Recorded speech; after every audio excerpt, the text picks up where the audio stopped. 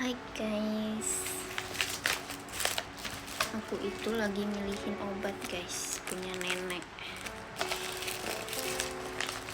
Nenek itu kan kemarin habis tadi itu pulang dari rumah sakit, karena kan kemarin 1 minggu di rumah sakit kan. Nah aku tuh lagi milihin obat, aku. Kenapa harus milihin obat? Karena obat yang dulu ada yang nggak boleh dimakan, dan masalahnya aku itu dulu nggak pernah dikasih tahu obat yang mana, obat apa, makanya siang berapa, malam berapa, ini dipakai malam apa enggak, ini dimakan malam apa enggak, yang pagi mana, yang siang mana, obat tidur mana, obat painkiller mana. Aku kan nggak tahu ya, karena dia nggak ngasih tahu.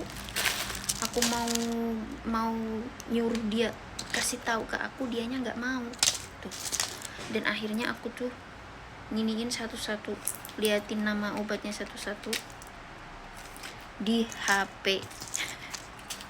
Dan dia itu plastiknya ini itu yang dari dokter itu kebanyakan dia dibuang kalau enggak. Dan aku bingung sekarang tuh, nih yang satu ini belum ketemu nih.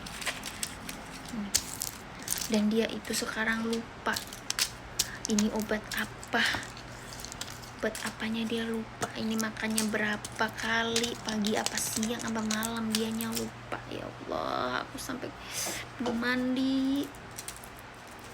Nih, gimana dong, pusing ya nih kerjaanku nih, kerjaan kita nih kalau jaga orang tua itu kita harus tahu tuh obat apa, obatnya apa tuh, ya kan? Nah ini ada nih yang nggak boleh dimakan nih. Ini ada yang nggak boleh dimakan nih. Tuh kan.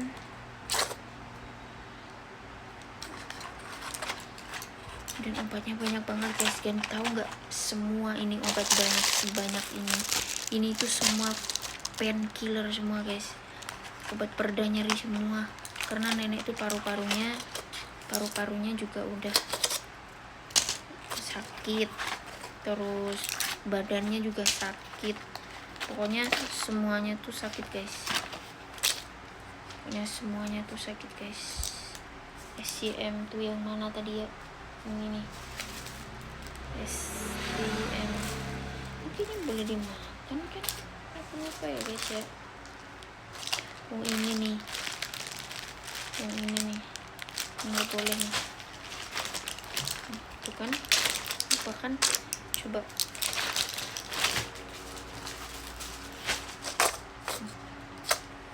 makanya kita harus hati-hati guys,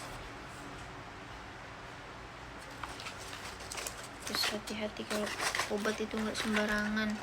Apalagi ini tuh ada obat anxiety, jadi kita tuh kadang suka anxiety, kayak kita itu gimana ya,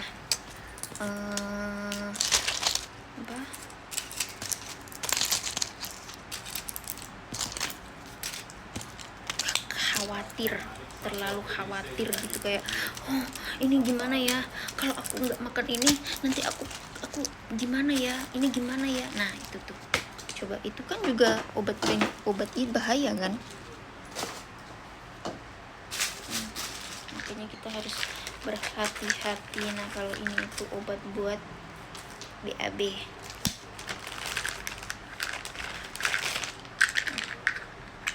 this cannot eat, you need to throw. This one also cannot eat and throw. Okay, I don't use this one. Okay. Dan masih satu yang belum ketemu, ini obat ini tuh diminumnya berapa kali, coba. Pusing gak kan lo? Pusing kan? Iya pusing kan kau. Ini obat apa?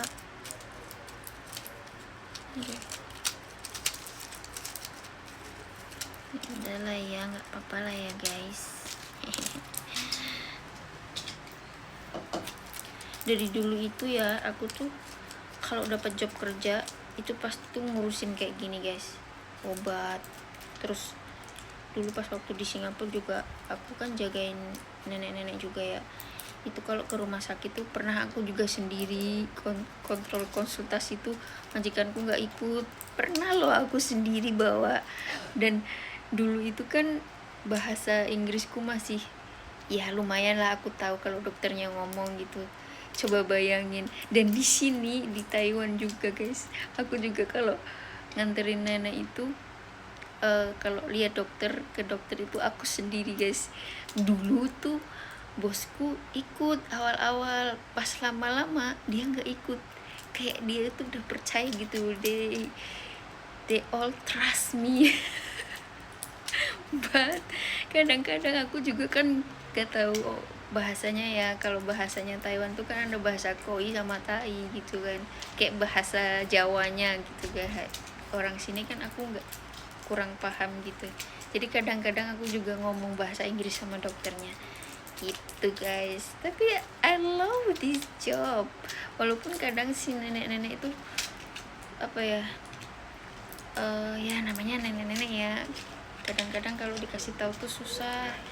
Kadang-kadang aku juga suka marah, tapi ya gimana lagi ya guys, kita kan gak bisa ngontrol nenek-nenek kan, gak bisa ngontrol orang tua ya, gitulah.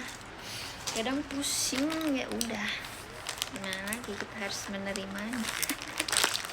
Dan ini yang temporary, kayak nggak boleh dimakan dulu, tahu nggak guys, ini obat, ini semua di ini tuh obat painkiller semuanya.